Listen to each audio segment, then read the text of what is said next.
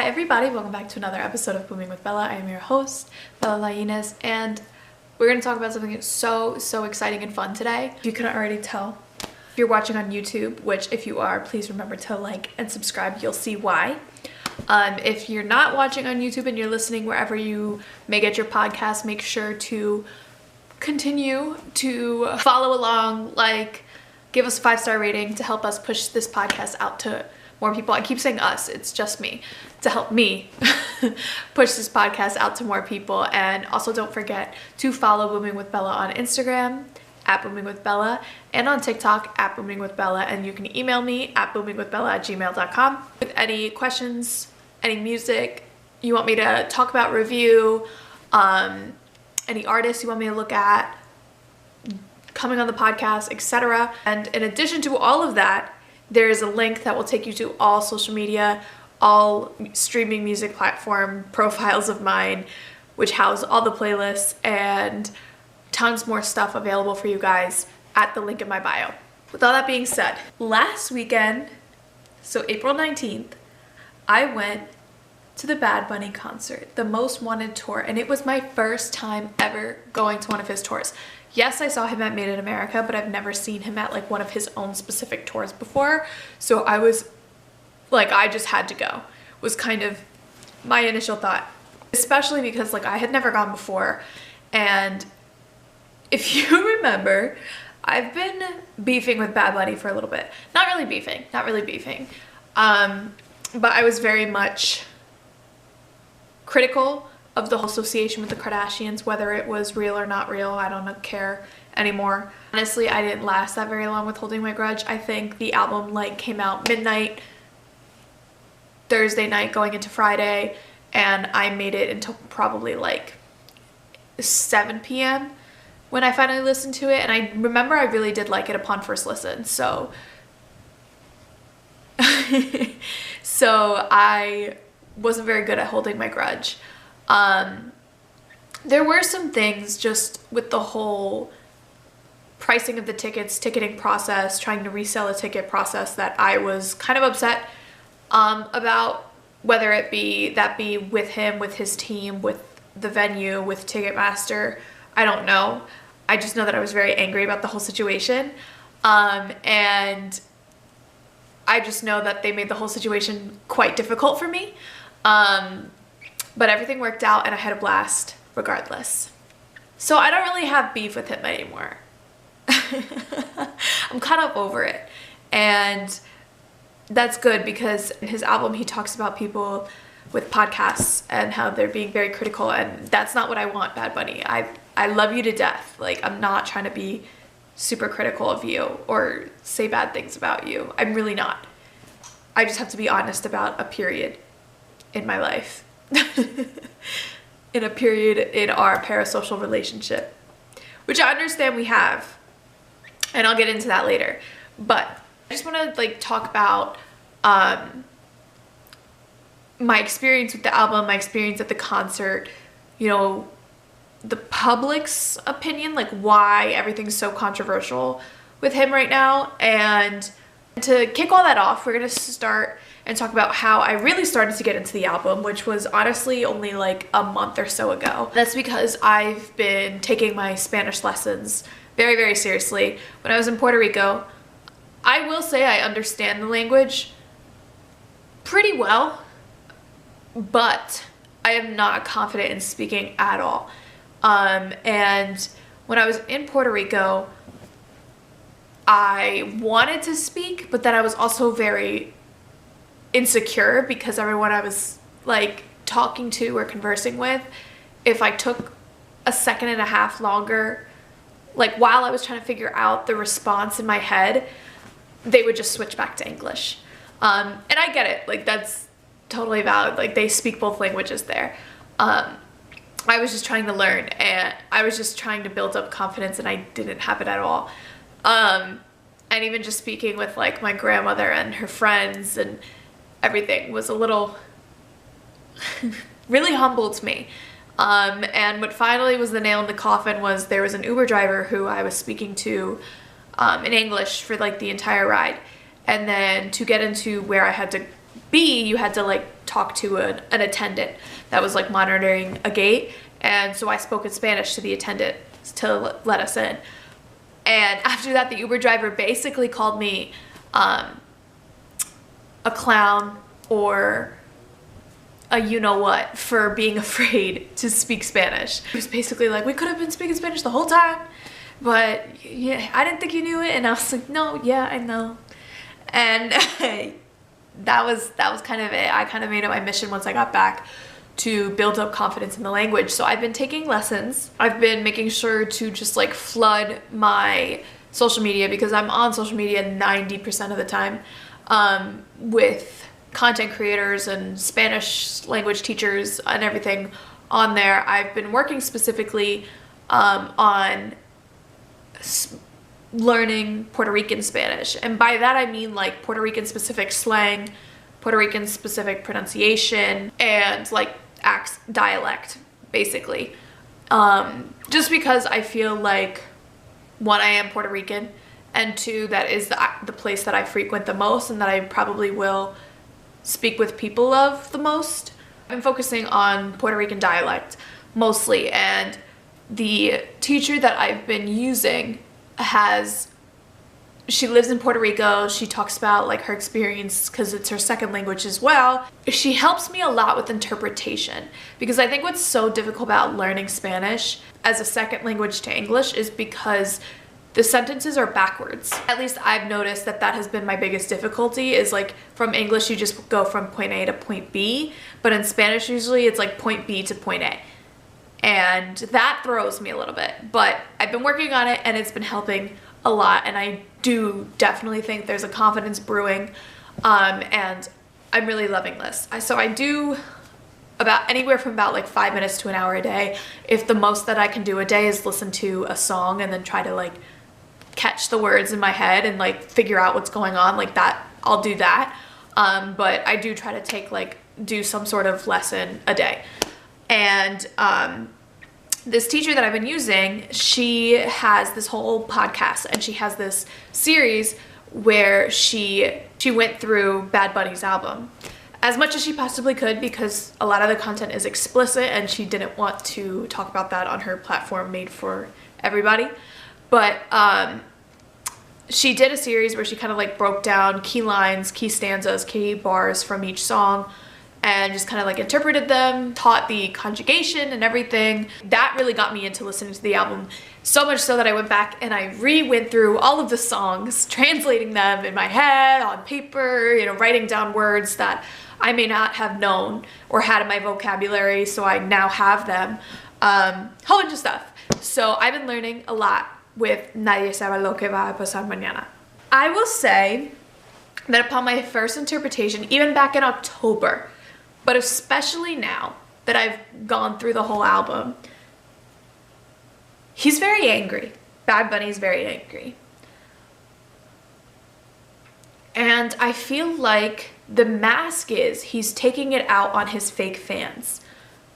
Fake in quotation marks, because I don't think that you have to put Bad Bunny into the box of trap or reggaeton. And he even says that. He's not a trapero, he's not a reggaetonero, he's a gran estrella en el mundo.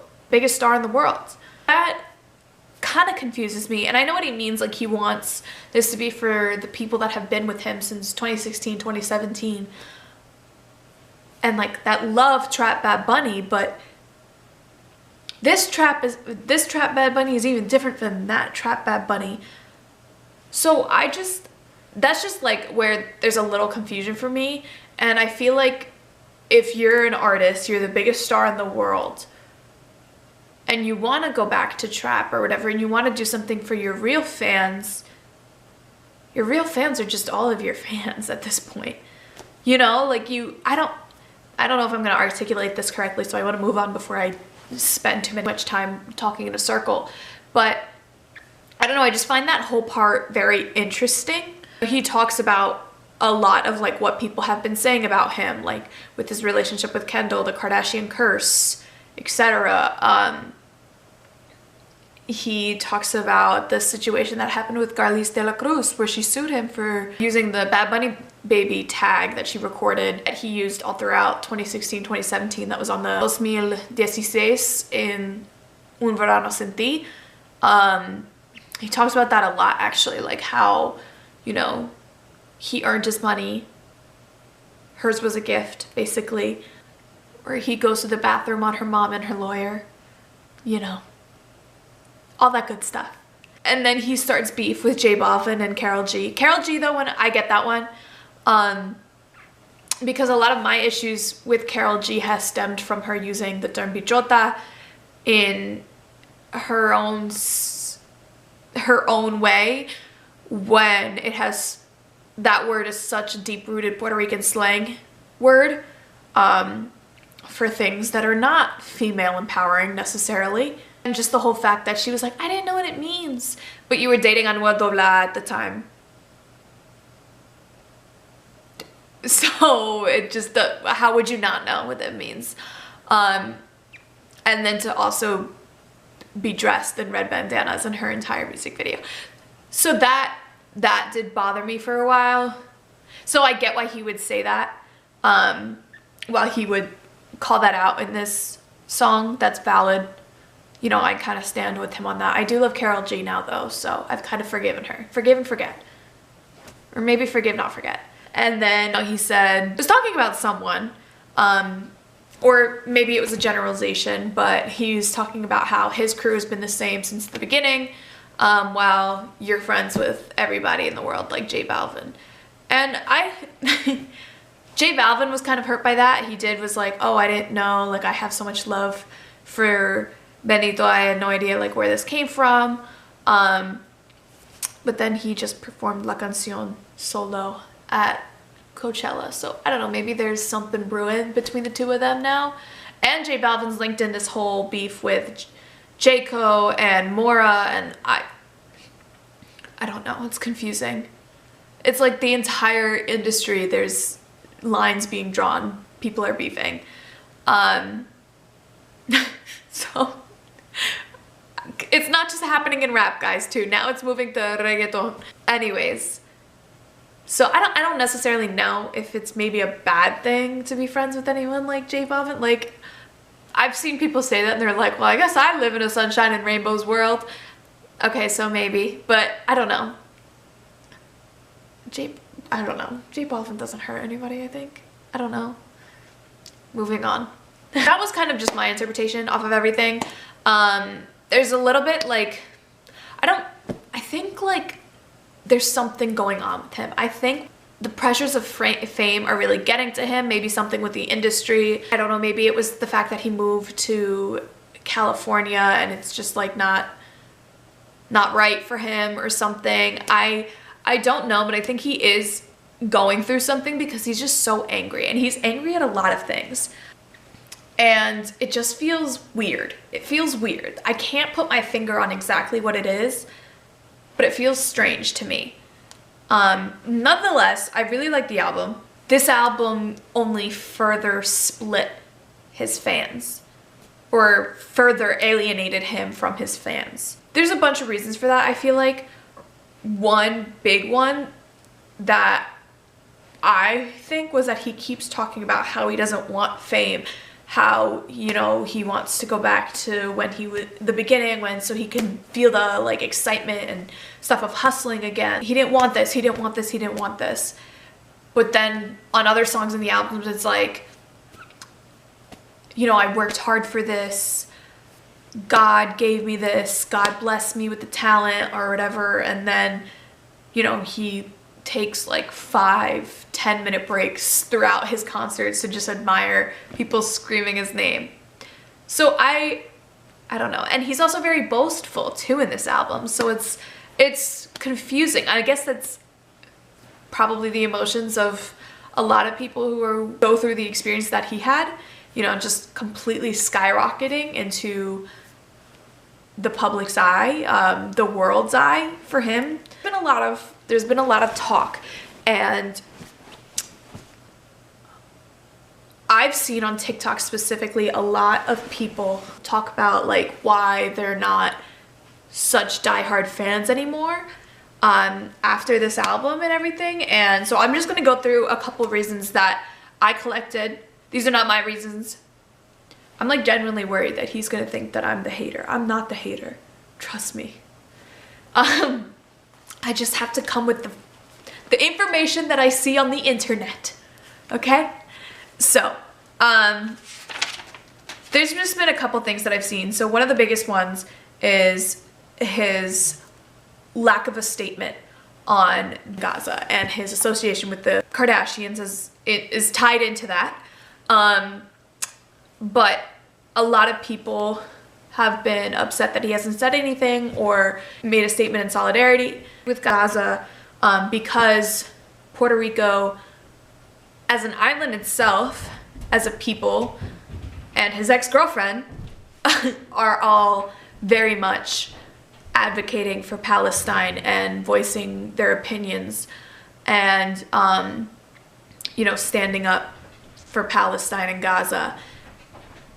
So people are confused as to why he hasn't said something, and there's been comments like, this is the same guy who wrote El Apagón, you know, who wrote Andrea, fighting against femicide. The same guy who challenged Machismo with Yo Perreo Sola, where he was dressed in drag and used to paint his nails all the time. So he's no longer being political and no longer advocating for social change, at least he hasn't, in the year of late 2023 to so far now in 2024. So that's upsetting some fans. Again, Kendall Jenner is considered, or the Kardashian clan is considered culture vultures. So for him to go from El Apagón to dating a culture vulture, technically, caused a lot of eyebrow raising. He also said in a Rolling Stone article, which rubbed a lot of Latinos the wrong way, was that he only makes music for Puerto Ricans. And I have specifically seen people say that, okay, that's fine, I'm gonna go listen to Peso Pluma then, or I'm gonna go listen to Fade then. A lot of people were offended by that. And I personally don't know, I haven't read the article, I don't know if it was a misinterpretation of what he was trying to say, because I know sometimes that does happen, especially since he's learning English. And it does happen just in the general translation from Spanish to English, that articles will, you know, mess up the interpretation and leave out a couple words, and therefore it sounds 1,000 times worse than it's actually meant to sound. So that could be that one, but again, I'm not sure. Like I said, people say that this trap Bad Bunny does not equal 2016, 2017 trap Bad Bunny. There's also been a lot of people upset that he has not mentioned Afro-Latino and Black influence in reggaeton. Also that he became a part of the system, and that he's being boastful about money at a time period where his fans don't have money. Or 90% of his fan base is nowhere near the tax bracket that he's been in for the past couple of years. And, you know, we don't have the kind of money. And just the financial climate of the world right now is also just one to probably avoid being boastful about money about in. But then again, I was also seeing that people think that maybe there's some sort of mental demon that he's fighting, which I think Botanico really does tell us a little bit about, and that his music feels somber. This album felt somber. And I guess I can kind of see where one might think that, coming right off of Un Verano Sin Ti. There were some songs that felt somber. There are some songs that felt somber, for sure. I do agree with that statement. And I don't know if he was trying for that, or if that just sort of happened. But I feel like the energy of when he made this song was coming from a darker place. And I think some people are picking up on it. Me being one of those people, some of these people that I've seen on the internet also being these people. With all that being said, he did say that he did not make this album for streams, for hits, for money. You know, he made this album because it felt like he needed to. And One thing about being an artist is definitely music can be a creative outlet. So I definitely think that maybe this could have been like a version of therapy for him to help going through with all the emotions that he's been going through since he catapulted in 2022, 2023. I'm still a fan. I will probably continue to throw much more money at him than I need to continue to go to his concerts and tours and buy his merch and stream his music, you know. I do love everything that he's done for Puerto Rico in the past, whether he continues to do it or not. That will always be special, and I will always revere him for that, and he will always be my Puerto Rico soundtrack. I mean, whenever I listen to Moscow Mule, I think of the ocean by my grandmother's house. Un verano sin ti will always have a very special place in my heart. Honestly, Yo hago lo que me dé la gana is also has a very special place in my heart. That one's also specifically coming back into rotation. And now Nadie, Sabe lo que va a pasar mañana is also going to have a special place in my heart because it's going to be one of the albums that I used to help me learn Spanish. Un verano sin ti did as well, but this one more recently and more strong, I guess, not more strongly, but as I'm better with Spanish.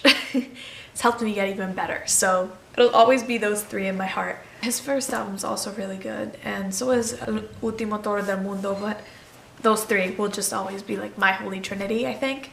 Or these three. And Nadie Sabe is going to be the one that I first saw live at his tour, so I think it's just gonna, no matter what, it's gonna like have a default spot. So what you guys really are here for, my experience at the concert. I knew it was gonna be good. Like, I just knew it was gonna be good. His Made in America set was phenomenal, so I already knew that this was also gonna be just really, really good. I hadn't seen too much on TikTok. I had seen like that he comes out on a horse at some point, but I wasn't seeing as much as the World's Hottest Tour concert, so didn't really know what to expect. But I will say at the venue there was so much stuff there for you. Like, there was photo backdrops, there was like backgrounds of like kind of like backdrops, I guess, also of Viejo San Juan scenery.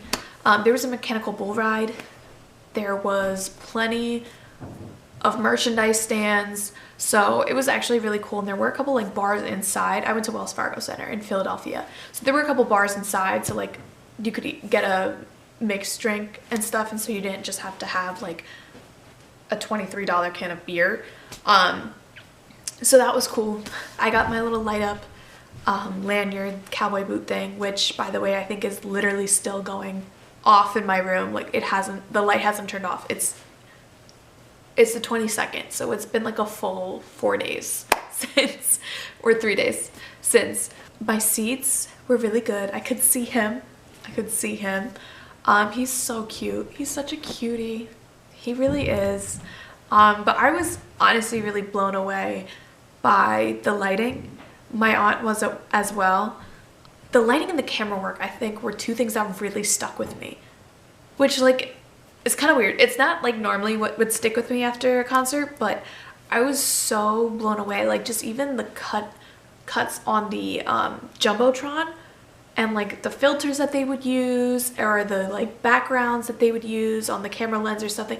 It was so cool. I really honestly hope that he's like surprising us with like tour documentary or like a concert movie like Beyonce does or Taylor Swift does, because the camera work was incredible. The lights were incredible. There was a point, I think it was Thunder and Lightning, that I literally just like stopped and like filmed the stadium because I was like, this looks so freaking cool. I also think it was really cool how he had stages on either side of the arena, and then had obviously like the long stick where he kind of goes up, so like you can see him in the nosebleeds like closer up. And I didn't realize, I guess I didn't really think about it, but I didn't realize that the stick rotates. So that was cool because he was like literally like coming all the way around, and he was running up and down that. So he really made sure to like, so what I did like was that like every every seat in the stadium got a good view of him at some point. I got lucky and happened to be on the side that he comes out of initially and comes back to at the end. So he was like right in my face for all the beginning stuff, and then like Zafaera, Yo Pereo Sola, Un 100%, all that good stuff. Amorfada, everything. I will put some clips on the YouTube for you guys to watch, so you can go check that out. And if you're not watching YouTube, I recommend going to my Instagram or TikTok at boominwithbella, and you'll see the clips there. The beginning half was kind of dark. I wasn't the only one who thought that. Satánico, obviously, he had like the demons. Like, if you know what the song's about, yeah, it's gonna be dark. I don't know, it felt like, it felt somber again. And then there was all that, and then he goes to like the 2016, 2017 Trap Bad Bunny, and that was really fun. Like, he also did Teléfono Nuevo, which is like honestly one of my favorite songs off the album. I just love the beat switch. So that was really cool. I loved seeing that. And then from there, he goes up onto the high-rise little stick thing, I guess. And that's where he did like Thunder y Lightning and a couple others. And Jambea was right before he went on the thing. So it went back to like a little bit of Nadie, Sabe, and then a little bit more like 2016, 2017, Soy Peor, all that good stuff.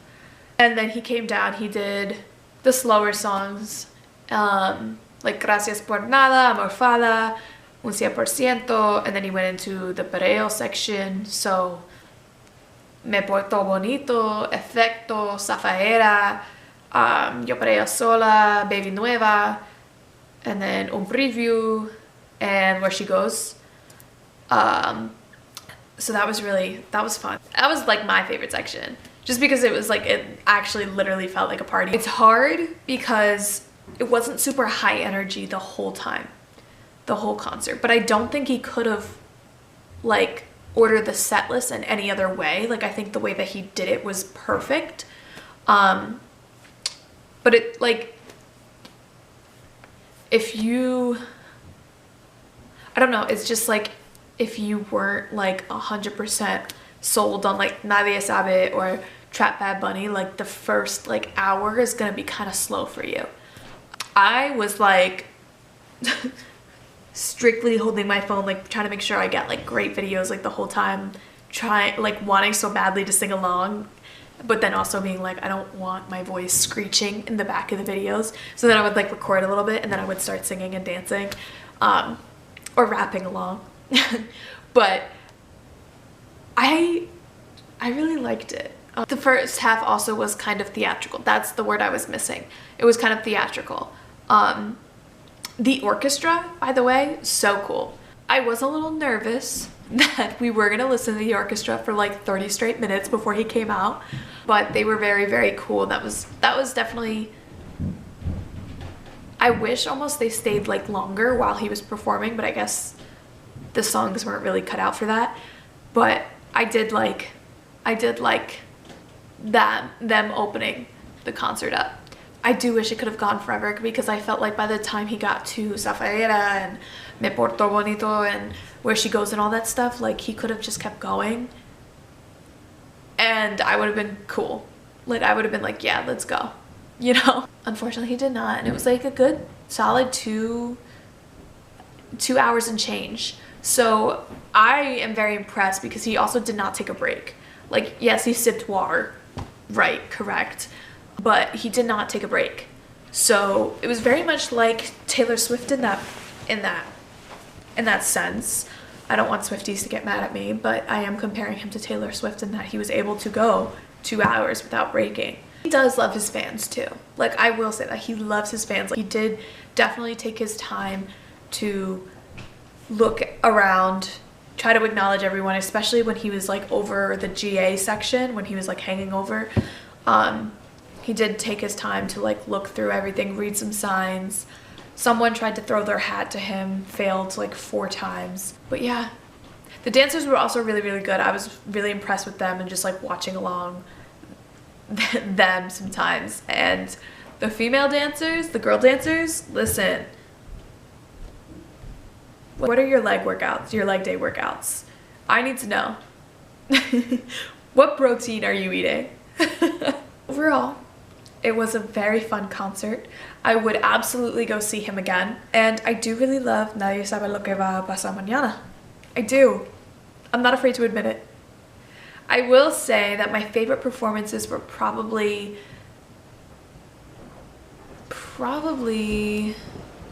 I'm gonna look back at my videos. Oh, also one thing, like he had this silk towel or headscarf that he put over his head for majority of the first half, which is why I also think that it was very theatrical and somber and dark.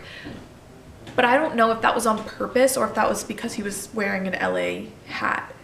That was the only thing that kind of bothered me about the first half, was I was like, I can't see your face. I came to see your face. You have a beautiful face. Let me look at it. I think my favorites from the beginning were obviously Hibiki.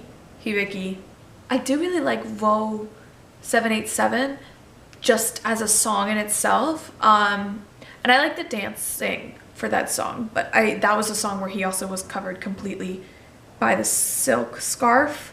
And then Telefono Nuevo. When he went into like 2016, 2017 Trap Money, he also did the eye thing. And I got a good picture of him doing that as well. So that was kind of nostalgic. Obviously like Chambea, Soy Peor, I really like. Oh, Cybertruck is also one that I really, really like. I can't remember if he showed his face for that one. Tu no metes cabra, I loved that one as well. A ti, no te hagas. Thunder and Lightning I really liked, if only because that was when I was the most blown away by the lighting. 100%, Baby Nueva, Pero Negro.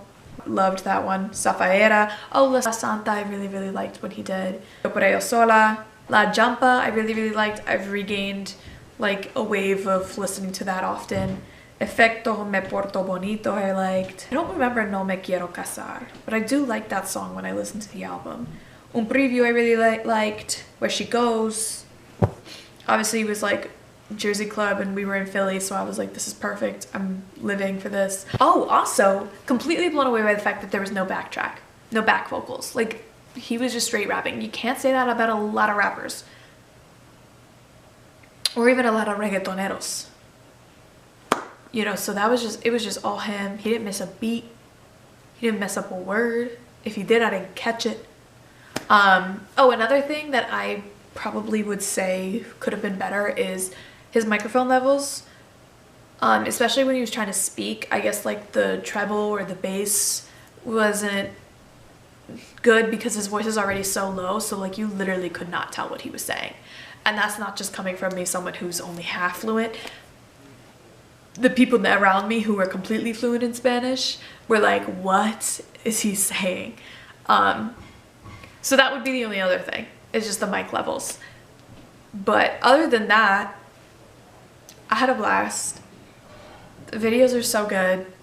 I'm so glad, like I hate to be the one like always taking videos and like trying to get like perfect videos at concerts, but they make me so happy after the fact when I can like go back and watch it and just relive it.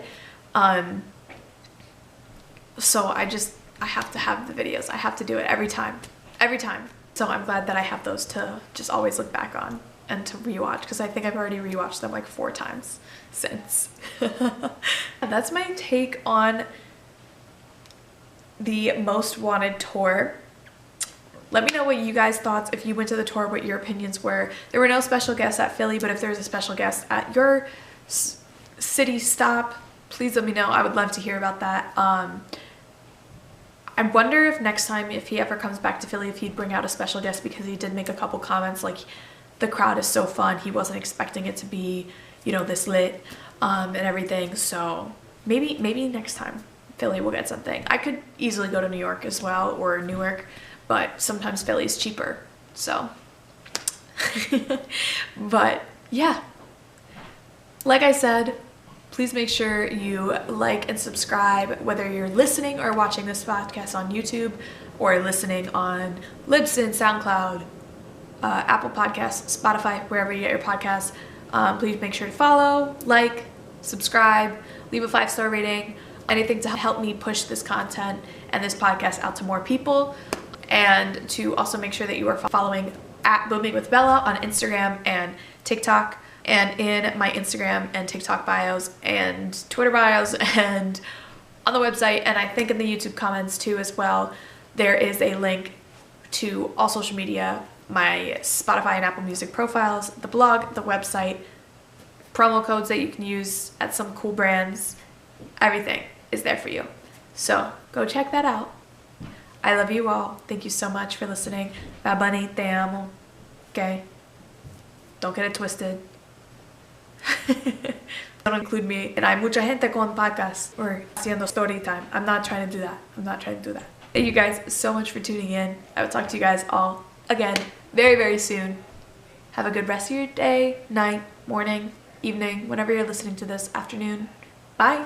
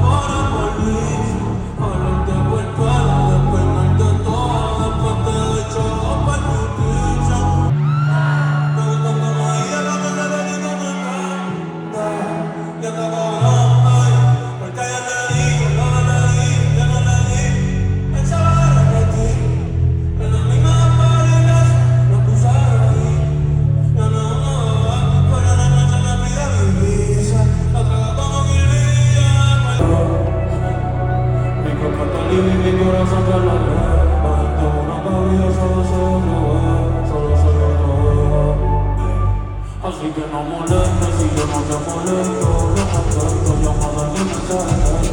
La cama, ya detesto. Seguro que yo quería esto. Así que no molestes si yo no te molesto. Lo contesto, llamada ni mensaje.